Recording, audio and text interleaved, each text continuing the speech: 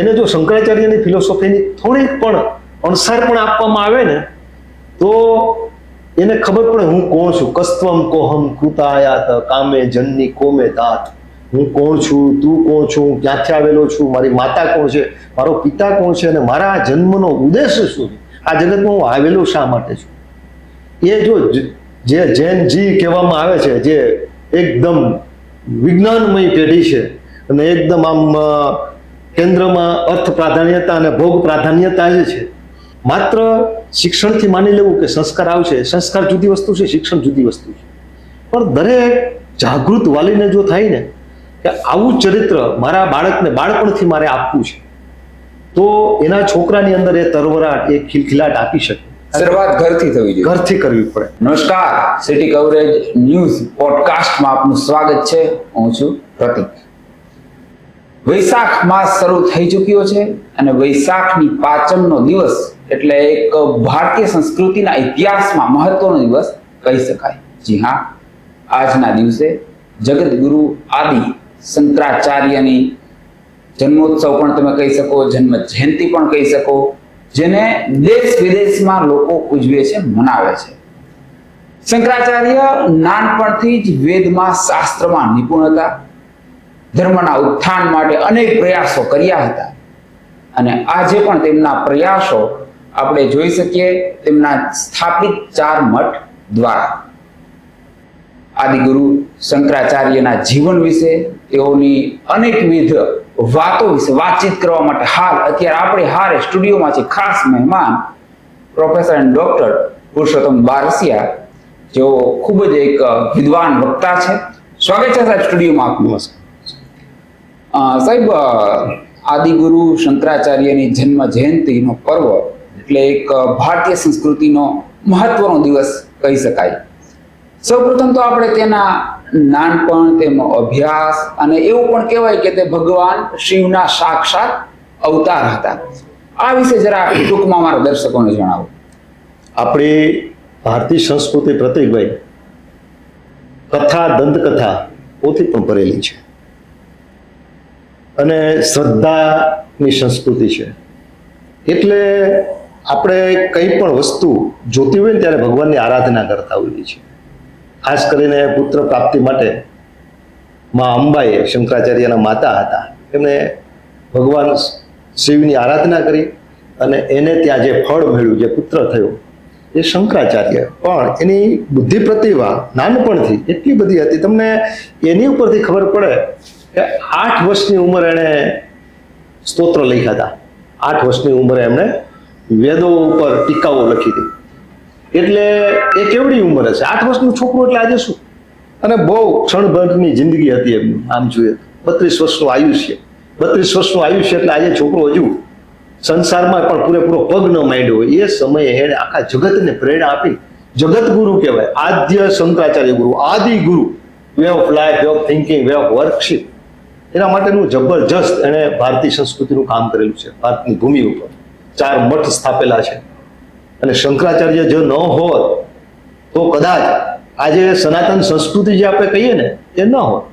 હા, કે શંકરાચાર્યનો જન્મ કેવા સંજોગોમાં થયો હતો કે ભારતની અંદર શંકરાચાર્યનો જન્મ આમ તો ઈસવીસન પછી 8મી સદી જેવું કહેવાય છે. જુદા જુદા મત મંતાંતરો છે, પણ જે સમયે બૌદ્ધ ધર્મ આખા ભારતની અંદર કલિંગના યુદ્ધ પછી અશોક રાજાએ દેશ વિદેશની અંદર બૌદ્ધ ધર્મનો પ્રચાર કર્યો હતો, એ સમયે ભારતની અંદર બૌદ્ધ ધર્મ એટલો બધો પ્રખ્યાત થયો હતો કે એની નીચે વૈદિક ધર્મ દટાતો જતો હતો.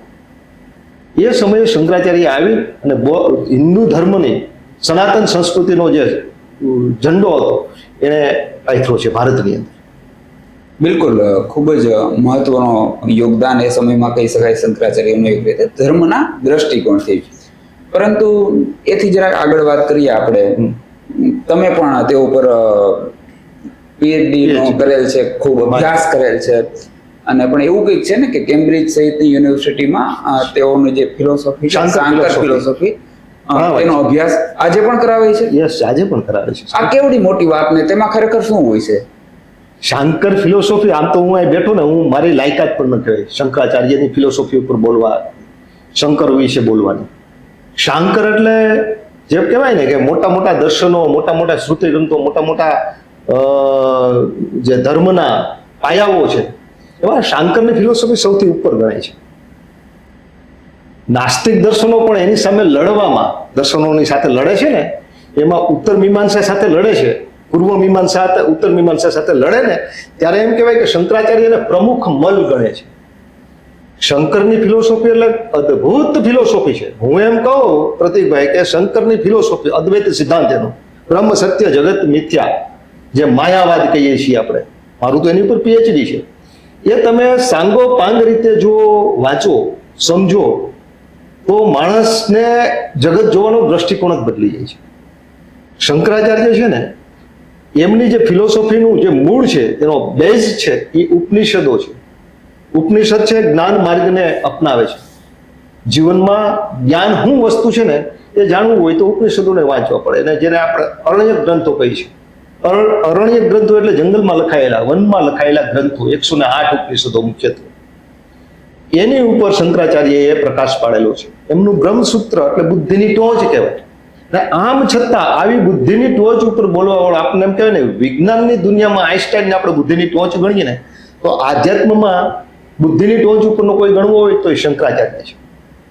આમ છતાં આટલું બધું શંકરાચાર્યનું પ્રદાન ફિલોસોફીમાં, તત્વજ્ઞાનમાં હોવા છતાંય પોતાની બેઠક પછી ભાવની બેઠક છે. એમના જે સ્તોત્ર છે, એમના ચરપટ પંજરિકા, એમના ભવાનિષ્ટકમ, ભવાનિષ્ટકમ એટલે તમે એવો ભવાની, ગતિસ્ત્વમ તમે કા ભવાની, આ બધા જોઈએ તો એમ લાગે કે કેટલો આ માણસ આ બુદ્ધિની ટોચ ઉપર આવી અને ભગવાન પાસે બેસીને કેવી આજીજી કરે છે. ટૂંકમાં એના જે સ્તોત્ર છે એમાં ભગવાન પાસે બેસી અને ભગવાનને માનવ સ્વરૂપ તરીકે ગણીને એમની સાથે આરાધના કરે છે, એમની સાથે વાત કરે, એનો આર્તનાદ કાઢે છે કે હું પાપી છું, મારે કોની પાસે જઈને બેસવું, માં તારી પાસે આવ્યો છું, મારું દિલ લઈને, મારું દિલ ખોલીને તારી પાસે બેઠો છું.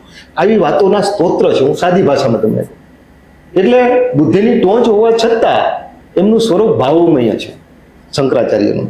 અને એમણે જે વાત કરી છે ને એ બ્રહ્મ સત્ય જગત મિથ્યા, એમનો સિદ્ધાંત અદ્વૈત સિદ્ધાંત છે પ્રતિકભાઈ. અદ્વૈત સિદ્ધાંત સમજવા જેવો સિદ્ધાંત છે. અદ્વૈત એટલે એક તત્વ.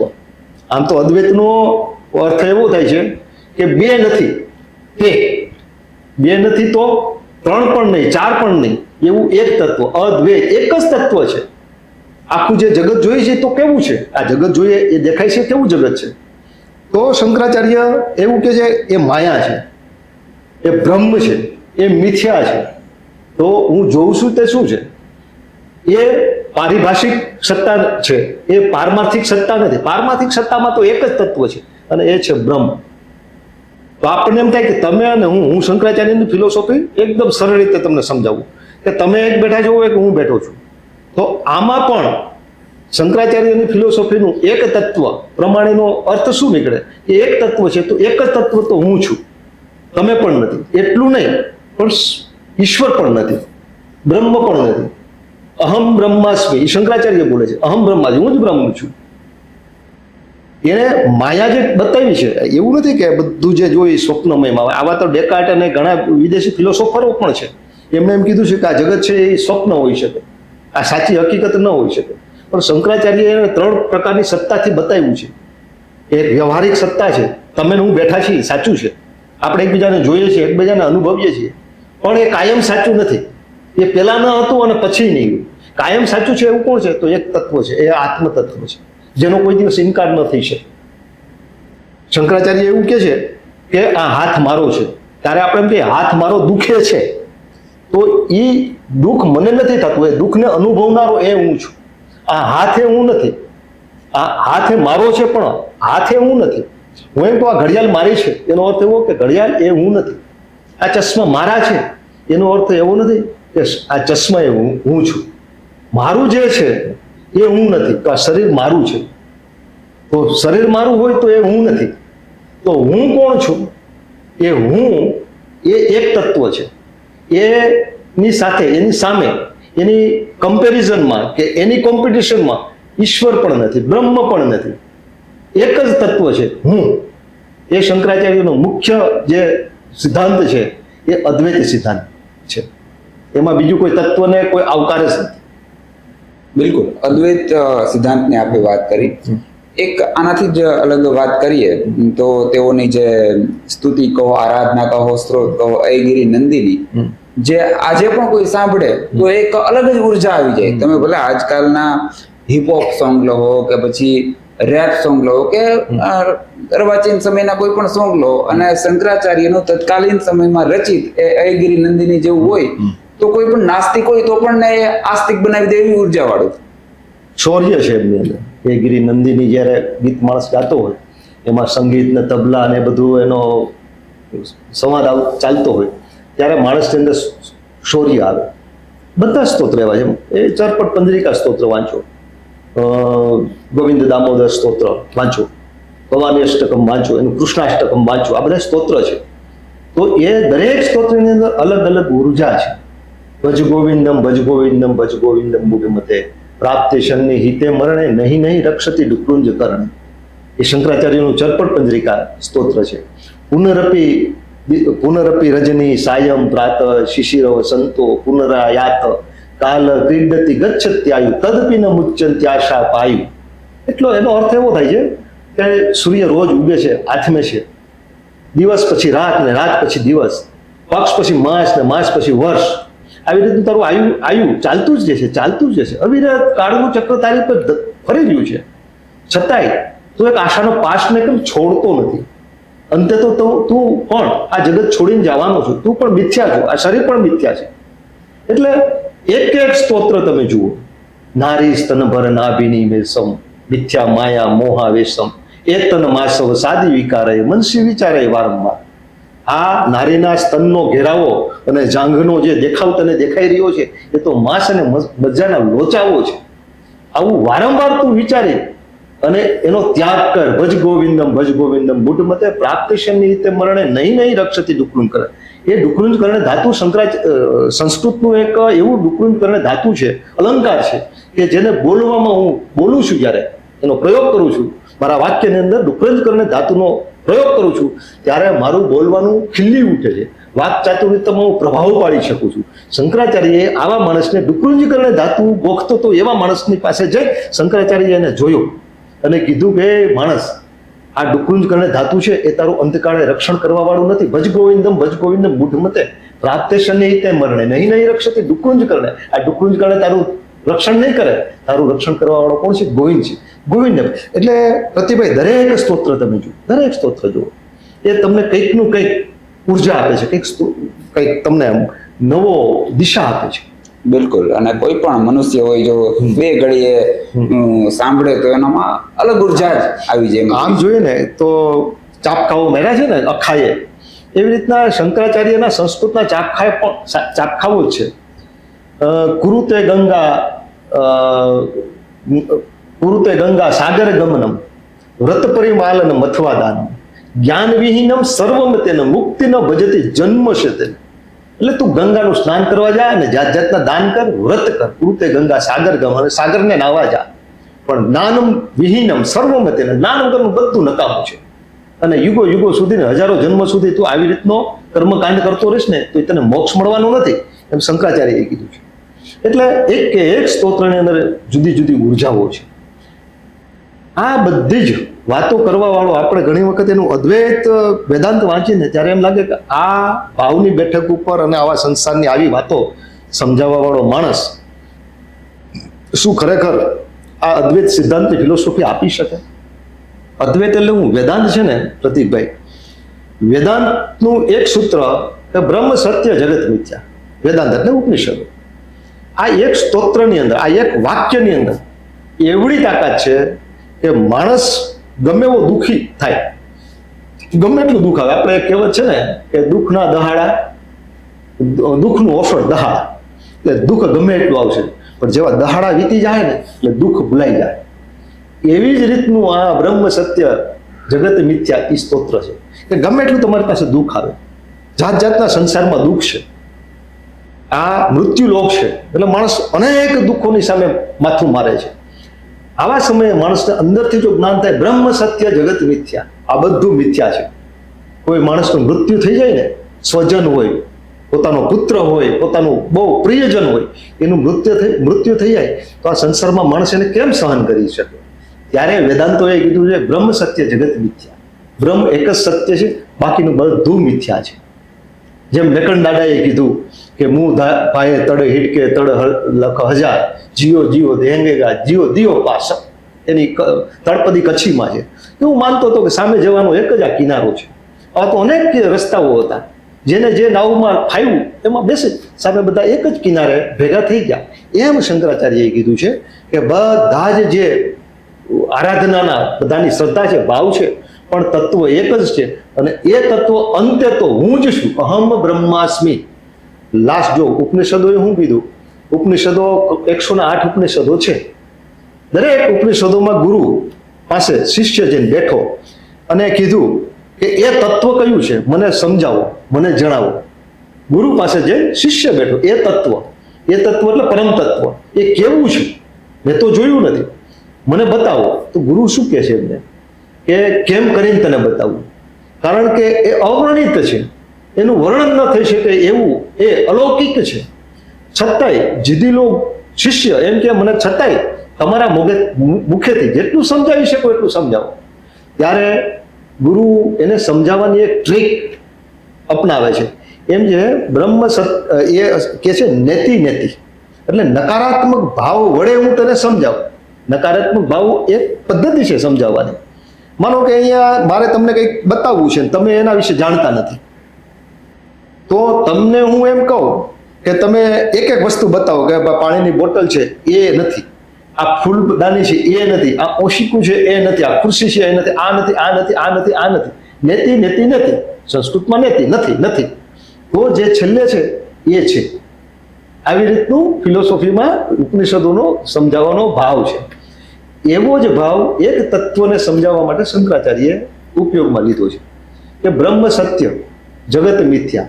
તો આ જે જગતે દેખાય છે એ માયાનું સ્વરૂપ છે, એ છે જ નહીં, એ હતું જ નહીં. આપણે બે જણા છીએ, એમાંથી એક તત્વ એટલે કે એક જ તત્વ હોય આ સિદ્ધાંત પ્રમાણે, તો આખા જગતમાં એક જ છું અને એ હું તત્વ છું. નકર મોટે ભાગે ફિલોસોફીમાં હું બ્રહ્મ આવે, જગત આવે અને વ્યક્તિ આવે, એટલે કે જીવ આવે. જીવ, જગત અને જગદીશ, આ ત્રણ વાત આવે ફિલોસોફીમાં. પણ શંકરાચાર્ય ત્રણમાંથી જીવને ને શિવને એક ગણે છે.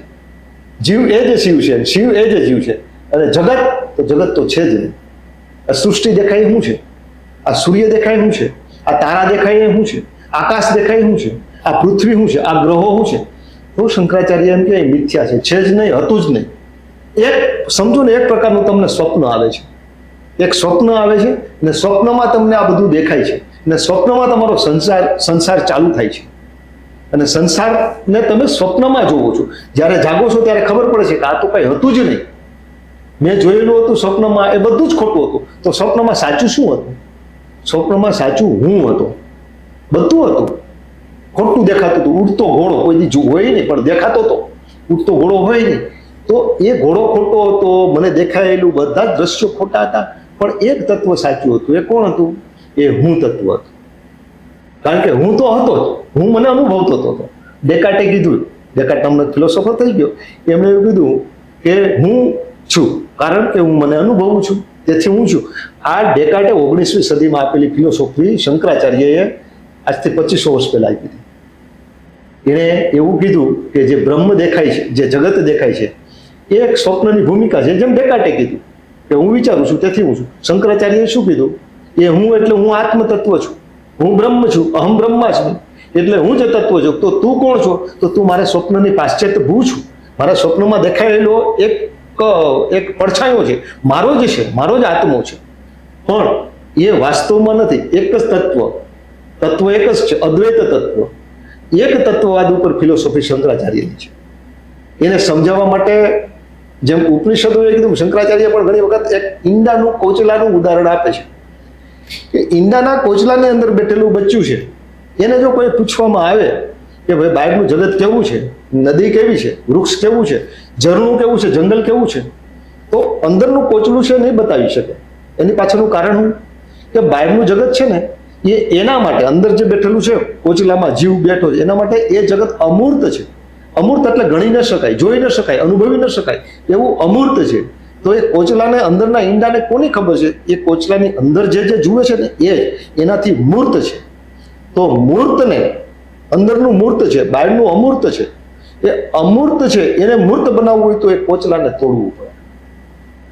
એ કોચલું શંકરાચાર્ય એમ કે છે કે જે બુદ્ધિરૂપી આપણું આ કોચલું છે, જેને આપણે અંધકારથી આપણે માયા કહીએ છીએ, એ માયામાં જ્યારે પ્રકાશ આવી જાય છે, તમસો માં જ્યોતિર્ગમય, એમાં પ્રકાશ પથરાઈ જાય છે, ત્યારે ત્યારે તમામ જગત છે ને એ અદ્રશ્ય થઈ જાય છે, આથમી જાય છે, અને બધે જ જગતની અંદર પોતાનું સ્વરૂપ દેખાય છે આત્માને. અને એ કહે છે અહમ બ્રહ્માસ્મિ, હું જ છું. જે ઈંડું અંદર બેઠું છે, આપણે એમ પૂછવામાં આવે, શંકરાચાર્યને પૂછવામાં આવે કે મોક્ષ શું છે? તો શંકરાચાર્યનો એનો જવાબ એક જ આવે, મોક્ષ એટલે બીજું કાંઈ નહીં, માણસનું પોતાની જાતનો પરિચય, પોતાની જાતને ઓળખી લેવી મોક્ષ છે. આજે હું મને ઓળખતો નથી, આજે હું એટલે કોણ? હું એટલે ફલાણો ભાઈ છું, હું એટલે આત્મા છું, મને ખબર નથી. જેવી રીતના ઈંડાને પૂછવામાં આવે બહારનું જગત, તો એ ગણાવી નથી શકતું, જોઈ નથી શકતું. પણ એનો અર્થ એવો નથી કે એ ઝરણું જોઈ નથી શકવાનું, એ જંગલ જોઈ નથી શકવાનું, એવું નથી. ક્યારે જોઈ શકશે? એનું કોચલું તૂટશે, પછી એ કબૂતરનું બચ્ચું હશે તો કબૂતર થઈને વૃક્ષ ઉપર બેસવાનું છે, એ ઝરણાનું પાણી પીવાનું છે. પણ ક્યારે? જ્યારે એ કોચલું તૂટશે ત્યારે. એટલે શંકરાચાર્ય મોક્ષ વિશે એવું કહે છે કે અજ્ઞાન રૂપી જે ઓરડાની અંદર માણસ અંધકારમાં વલોપાત કરે છે, એ માયા છે, અંધકાર છે, એને દેખાતું નથી, એનું સાચું સ્વરૂપ નથી. એ બહુ સરળ ઉદાહરણ આપે છે કે હામું એક દોરડું પડ્યું છે, એ દોરડું જોઈ માણસને શું લાગે છે? સાપ લાગે છે. પણ હકીકતમાં સાપ નથી, પણ અંધકારના કારણે અથવા અર્ધ અંધકાર અથવા અર્ધ ઉજાસના કારણે એ હલતું ચલતું દેખાય છે, પણ એ મનનો ભ્રમ છે, એ માયા છે. એ દોરડાને એ સાપ દેખાય છે, સાપને દોરડું બનાવવું હોય તો શું કરવાનું? તો અહીંયા પ્રકાશ પાથરવાનો. જ્યારે પ્રકાશ આવે છે ત્યારે ખબર પડી જાય છે કે આ દોરડું એ સાપ નથી, પણ આ દોરડું છે. એવી રીતની શંકરાચાર્યની આખી અદ્વૈત સિદ્ધાંત ઉપરની ફિલોસોફી છે. બિલકુલ. અને સરળ ભાષામાં આપણે તેને એમ પણ કહી શકીએ ને કે ભાઈ દરેક જીવમાં શિવ છે ને દરેક આત્મામાં પરમાત્મા છે. એટલે ક્યાંક આ વાત નજીક આવે એવું કહી શકીએ ને આપણે ચોક્કસપણે. હા, આમ તો શંકરાચાર્યને ફિલોસોફીમાં છે ને એ આરાધના કરે છે, ગોવિંદ ગોવિંદ એવો સાથ કરે છે.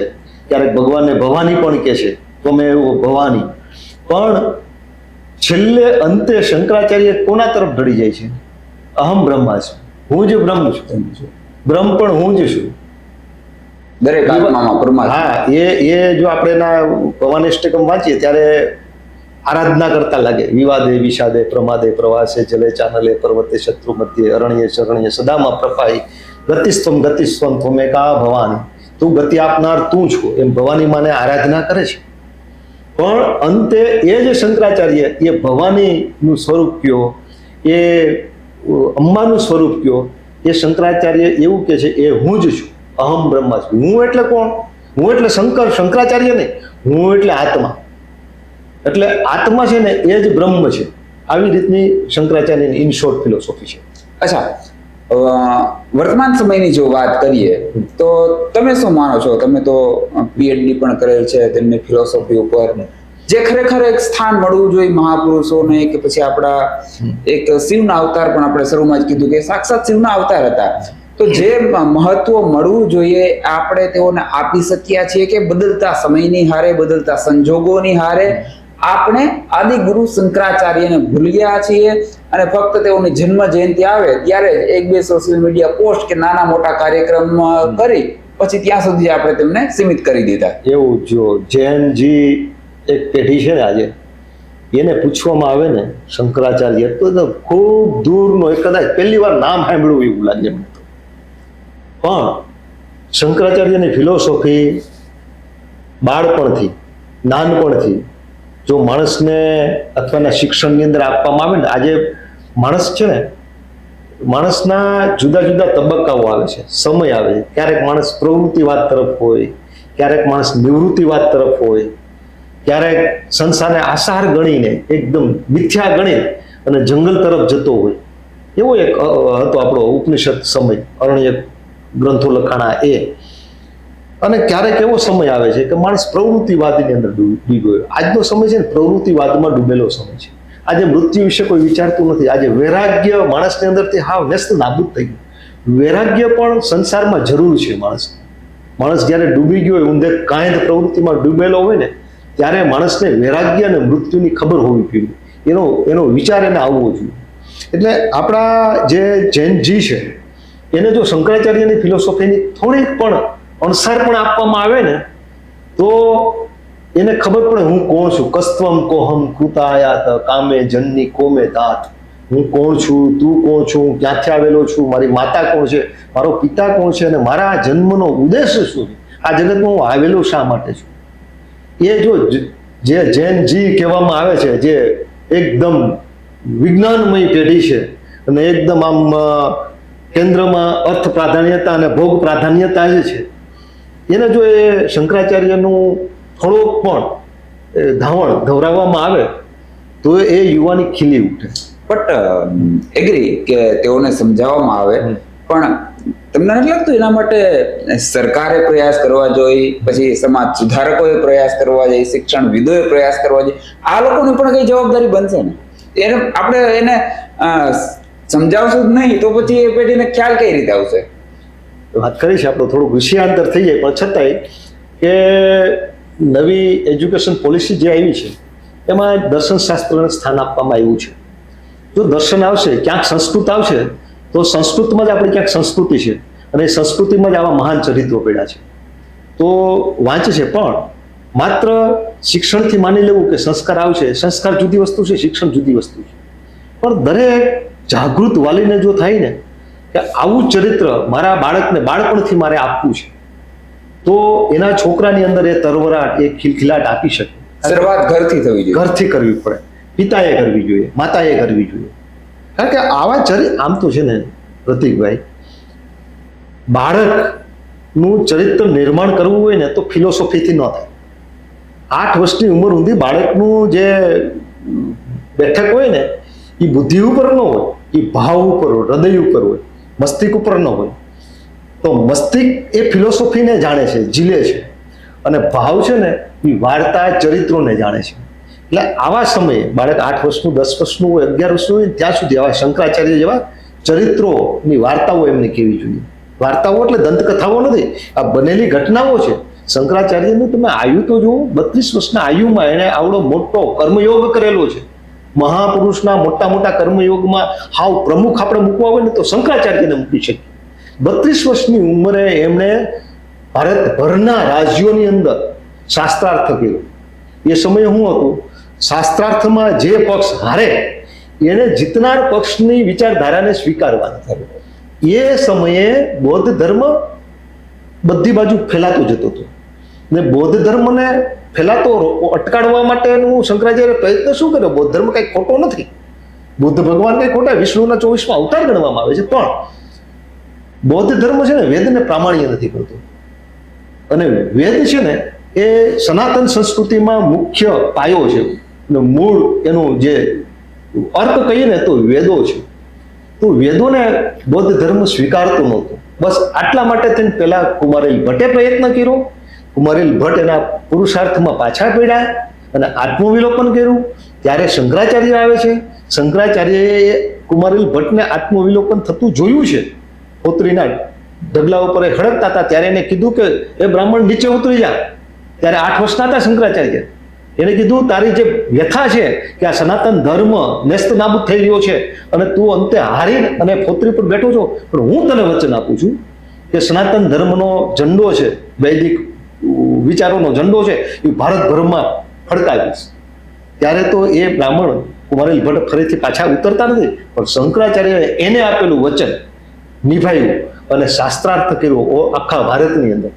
અને શાસ્ત્રાર્થ કર્યો એટલું જ નહીં, પણ સરસ મજાની આચાર સંહિતા વાળી સંસ્થા બેહાડી, 4 મઠોનું સ્થાપન કર્યું, અને વૈદિક ધર્મ હતો એણે ફરીથી એનો ઝંડો ભારતની અંદર પ્રગટ કર્યો, અને ધીમે ધીમે ધીમે જે બૌદ્ધ ધર્મ હતો એનો જે પ્રભાવ હતો એને નેસ્તનાબૂદ. આવું કામ. બિલકુલ. અને જે શાસ્ત્રાર્થ કર્યું, ભારત ભ્રમણ કર્યું, તેમાં તેઓનો ઉદ્દેશ્ય એવો ક્યાંય પણ ન હતો કે પોતાનું નામ બને, પોતાના વર્ચસ્વ માટે. ભારતીય ધર્મ, હિન્દુ ધર્મના ઉત્થાન માટે, પુનરુત્થાન માટે આ બધા પ્રયાસો હતા. અચ્છા સાહેબ, આમ તો આપણે શંકરાચાર્ય ઉપર વાતો કરીએ તો દિવસો ને દિવસો ઓછા પડે, એમાં કોઈ શંકાને સ્થાન નથી.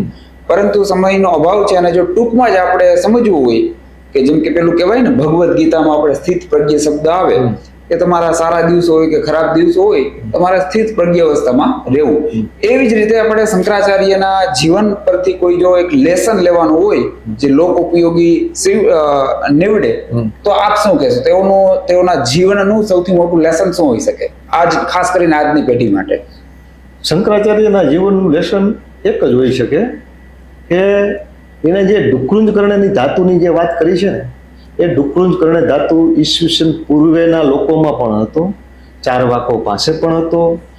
ગ્રીકમાં થયેલી જે સોફિસ્ટ સંસ્કૃતિ હતી, સોક્રેટિસની સામે પડેલા સોક્રેટિસો, એ પણ સોફિસ્ટો પણ આ ડુક્કૃંજકર્ણના અનુયાયીઓ હતા. અને આજના સમયમાં પણ કોઈ પણ ધર્મના નામે અથવા તો કોઈ પણ યુનિવર્સિટીના નામે કુલપતિ કે મોટા મોટા વિદ્વાન લોકો થઈ ગયા, એ બધા જ મોટે ભાગે ડુક્કૃંજકર્ણ ધાતુનું જ પારાયણ કરે છે. ડુક્કૃંજકર્ણ ધાતુ એટલે શું? કે હું મારો જ પ્રભાવ દેખાવો જોઈએ. બુદ્ધિજીવી લોકો અને બુદ્ધિવાદીઓ આ બધા જ ડુક્કૃંજકર્ણ ધાતુઓના અનુયાયીઓ છે.